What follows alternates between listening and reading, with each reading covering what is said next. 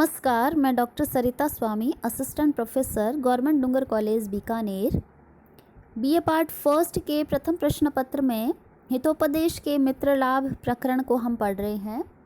श्री नारायण पंडित विरचित हितोपदेश में पूर्व में हमने पढ़ा कि राजा सुदर्शन अपने विद्या प्राप्ति के प्रति विमुख हुए पुत्रों के लिए चिंतित है और वह विद्वानों से आग्रह करता है कि कोई ऐसा विद्वान हो जो मेरे पुत्रों को विद्या के प्रति रुचि जागृत करे और उन्हें शिक्षित करे।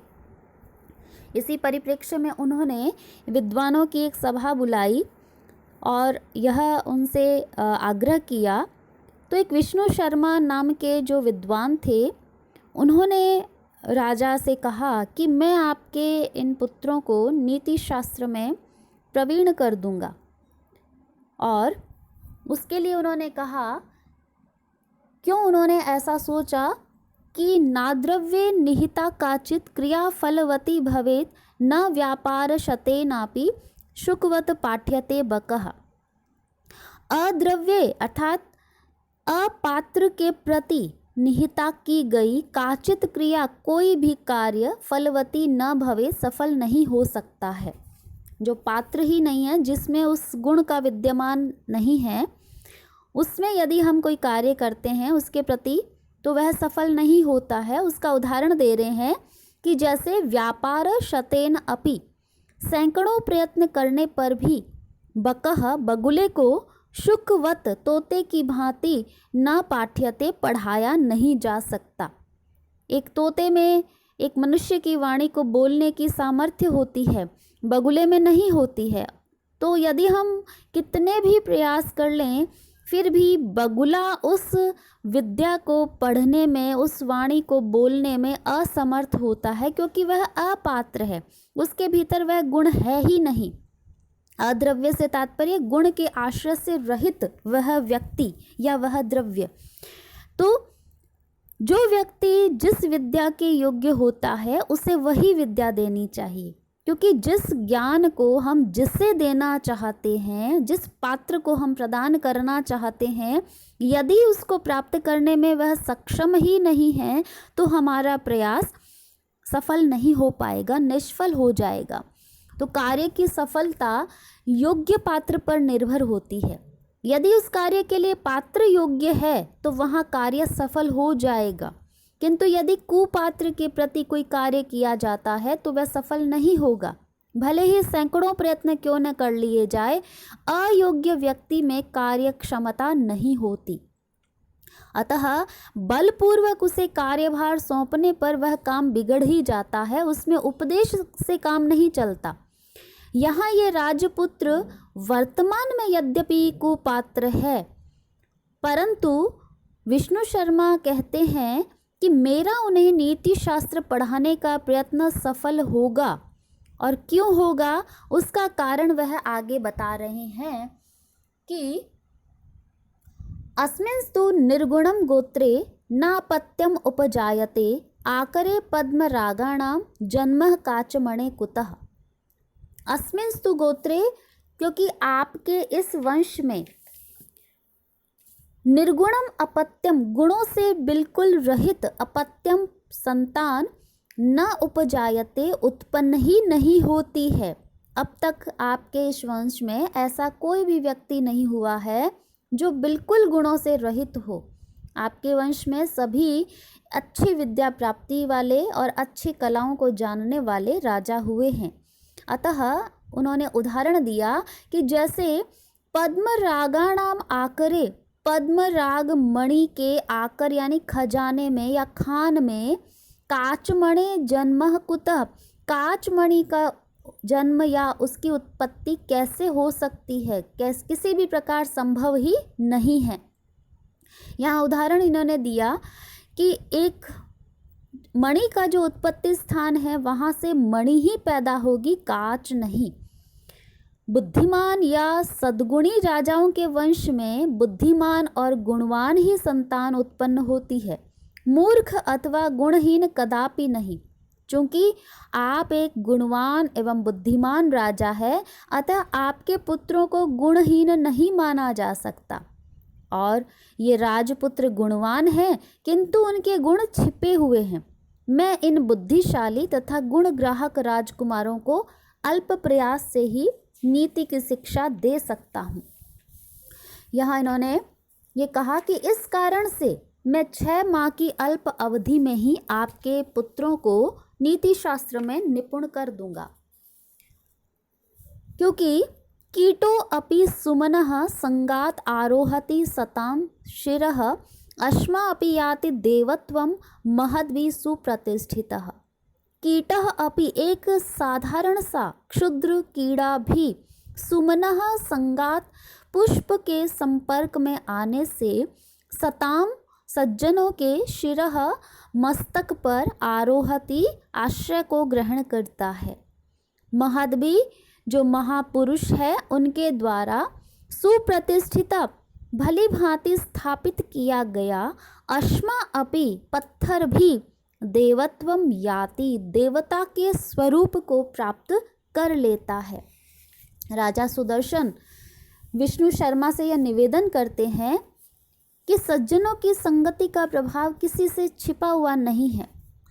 क्षुद्र जंतु होने पर भी जिस प्रकार एक कीड़ा, साधारण सा कीड़ा भी, उसकी यद्यपि यह सज्जनों के सिर पर बैठने की इतनी पहुंच नहीं होती है, फिर भी वह पुष्प का यदि संयोग प्राप्त करता है, पुष्प में छिपा हुआ होता है, तो उसके शुभ परिणाम स्वरूप बड़े बड़े महापुरुषों के सिर पर भी पहुंच जाता है। तथा पत्थर भी विद्वानों के द्वारा मूर्ति रूप में मंदिर आदि में प्रतिष्ठापित करने पर देवता मानकर पूजा जाता है।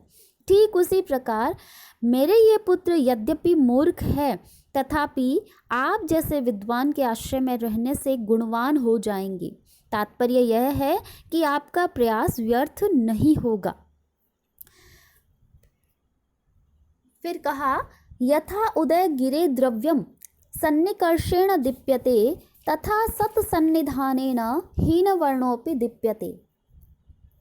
यहाँ इन्होंने ये बताया है कि यथा जिस प्रकार द्रव्यम, कोई पाषाण इत्यादि, पत्थर, पेड़ इत्यादि, उदय गिरे सन्निकर्षेण, उदयाचल के संपर्क में आने से दीप्यते, प्रकाशित हो जाते हैं। क्योंकि उदयाचल पर्वत की तरफ से सूर्य उदित होता है और सूर्य की किरणों का सबसे पहले संपर्क वहाँ उदयाचल पर स्थित समस्त वस्तुओं से होता है, तो वो भी प्रकाशित हो जाते हैं, चमक जाते हैं। तथा उसी प्रकार हीन वर्ण अपि, जो नीच वर्ण का अथवा निरक्षर मनुष्य भी सत्सन्निधानेन, सज्जनों की संगति या सामीप्य को पाकर दीप्यते, प्रकाशित होता है, अर्थात उन्नति की प्राप्ति कर लेता है। यहाँ अभिप्राय यह है राजा का कि आप जैसे श्रेष्ठ विद्वान का सानिध्य मेरे पुत्रों को यदि प्राप्त हुआ है, तो मेरे पुत्र भी गुणों से सुशोभित हो ही जाएंगे। संसर्ग और सामीप्य से प्राप्य जो लाभ है, उसके विषय में ग्रंथकार यह बतलाना चाहते हैं कि सामीप्य से भी गुणों का आदान प्रदान संभव होता है तथा उसके परिणाम स्वरूप श्रेय की प्राप्ति होती है। यहाँ उदयाचल पर्वत का दृष्टांत दिया गया है कि जिस प्रकार उदयाचल पर्वत के सामीप्य को पाकर तुच्छ जड़ द्रव्य भी सूर्य के प्रथम प्रकाश का संसर्ग पा लेते हैं, अतः वो तेज रहित होने पर भी लोक में प्रकाशमान हो उठते हैं। ठीक उसी प्रकार सज्जन पुरुषों का सामीप्य पाकर साधारण व्यक्ति भी दूसरों के लिए पर्याप्त महत्व का विषय बन जाते हैं और समाज में उन्हें सम्मान की प्राप्ति हो जाती है। गुणा गुणज्ञेषु गुणा भवन्ति ते निर्गुणं प्राप्य भवन्ति दोषा आस्वादतोया प्रवहन्ति नद्य समुद्रम आसाद्य भवन्त्यपेया। यहाँ पर ये बताया है कि एक ही गुण यदि गुणवान में है वह, तो उसे गुण के रूप में प्रतिष्ठा प्राप्त होती है, और वही यदि दुष्ट व्यक्तियों के पास चला जाए तो वह गुण दोष रूप में हो जाता है। और जैसे नदी है, उसके भीतर एक स्वादिष्ट पीने योग्य जल बहता है, और जब वही जल समुद्र की प्राप्ति करता है, समुद्र में जाकर मिल जाता है, तो वह अपेय हो जाता है, पीने योग्य नहीं होता है, उसमें क्षारत्व आदि दोष आ जाते हैं। तो यहाँ कहा गुणः, जो गुण है, गुणज्ञेषु, गुणी जनों के द्वारा गुणः भवन्ति, गुण हो जाते हैं या ग्रहित होते हैं। ते यानी वही गुण निर्गुणम प्राप्य, गुणहीन पुरुषों के द्वारा यदि ग्रहण किए जाते हैं तो दोषः भवन्ति, दोष हो जाते हैं, दोष रूप हो जाते हैं। नद्यः, जो नदियां हैं, आस्वादतोयः, आस्वादन योग्य जल को प्रवहन्ति, बहाती है, किंतु समुद्रम आसाद्य, समुद्र को प्राप्त करके या समुद्र में जाने के पश्चात अपेयः भवन्ति, वह जल पीने योग्य नहीं रहता है। राजा सुदर्शन श्री विष्णु शर्मा से ये कह रहे हैं कि गुण जिस स्थान को प्राप्त करते हैं वे उसके अनुरूप बन जाते हैं, अर्थात वे अपने से जो प्रबल है उनके स्वरूप को प्राप्त कर लेते हैं। आप सद्गुणों की निधि है, श्रेष्ठ विद्वान हैं, मेरे पुत्र आपको प्राप्त कर आप जैसे बन जाएंगे, इसमें संदेह नहीं है, क्योंकि मीठे पेय जल वाली नदियों का जल अपने से प्रबल सागर के जल को प्राप्त करके अपेय हो जाता है, अर्थात खारा हो जाता है। जैसे समझने के लिए हम देखें तो एक साहस नामक गुण है। साहस यदि एक सैनिक में है या एक अच्छे व्यक्ति में है, गुणवान व्यक्ति में है, तो वह किसी न किसी का भला करेगा। जैसे सैनिक है, देश की रक्षा करेगा, शत्रुओं से हमें बचाएगा। किसी ऐसे अच्छे व्यक्ति में है तो वह किसी भी अनिष्ट को होने से रोकेगा।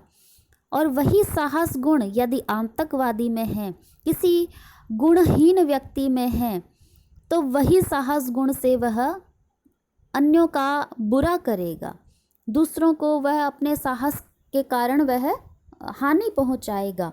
तो एक ही गुण है साहस, लेकिन वही यदि गुणवान व्यक्ति के पास है तो वह उसे हम गुण कहेंगे, और यही सेम गुण यदि निर्गुण के पास है तो वह दोष रूप में हो जाता है। तो यहाँ राजा सुदर्शन के कहने का तात्पर्य यही है कि मेरे इन पुत्रों को आपका संसर्ग जब प्राप्त होगा तो आप गुणवान व्यक्ति है, और आपके साथ रहने से मेरे पुत्र अवश्य ही अपने छिपे हुए गुणों को प्रकट कर पाएंगे। उनके भीतर जो गुणों का एक खजाना छिपा हुआ है उसे आप उभार करके उन्हें एक अच्छे योग्य नागरिक और एक अच्छे राजा बनने में सहयोग प्रदान कर पाओगे।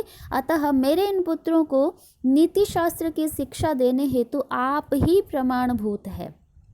ऐसा कहकर राजा सुदर्शन ने उस विष्णु शर्मा नामक जो ब्राह्मण है उसके हाथ में अत्यंत आदरपूर्वक अपने पुत्रों को सौंप दिया।